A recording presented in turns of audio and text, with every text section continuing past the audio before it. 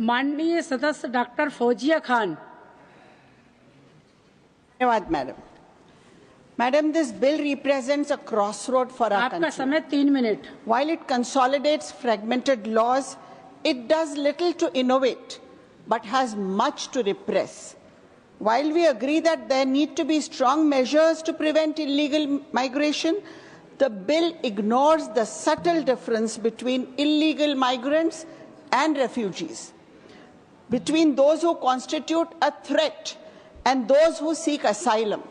Ma'am, there should have been clear legal definitions of who qualifies as a foreigner, an illegal immigrant, a refugee, and a stateless person. For a government that promotes Vasudev Kutumbakam, the absence of a streamlined framework for refugees and asylum seekers is questionable. In 24, the Supreme Court has noted the poor conditions in detention centers, especially inadequate water, sanitation, toilet facilities, and all this is inhuman. Another glaring omission, ma'am, is the absence of a special immigration tribunal, as recommended by the 175th report of the Law Commission. Instead, the new bill delegates this power entirely to executive immigration officers. This heavy executive power is a recipe for misuse and overreach by the government. Without an appellate judicial recourse and the burden of proof on the individual, the system is skewed against vulnerable individuals facing deportation, ma'am. How will people who do not have documents prove their citizenship or nationality? How many of us here in this House possess birth certificates? I would like to bring the case of a retired Indian Army official who was declared a foreigner by the Foreigners Tribunal in Assam and sent to one of the Assam's detention centers in May 29. In an interview to the media, he had stated, "People have been lodged inside camps for years and they are genuine citizens, not foreigners. Most are inside mainly due to technical errors in the official documents."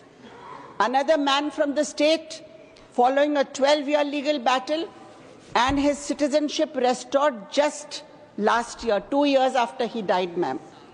While the burden of proof is disproportionately placed on the individual, the state has been given overarching powers to prosecute, with even a head constable being allowed to arrest somebody without a warrant. I think this is atrocious. Ma'am, as I conclude, in the government's typical fashion, any foreigner posing a threat to India's integrity will be denied entry into the country or permission to stay. What kind of threat? Threat to the nation or threat to the government?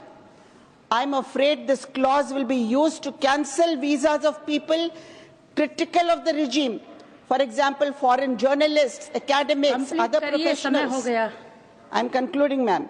In our pursuit of national security and sovereignty, we must not sacrifice the very principles that define us as a nation, ma'am.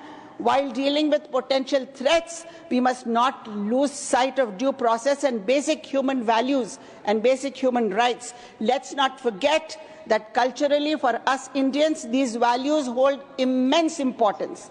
Let the sentiment of hatred not blind us to the point of insanity. I urge this bill to be sent to the Joint Select Committee, ma'am. Thank you.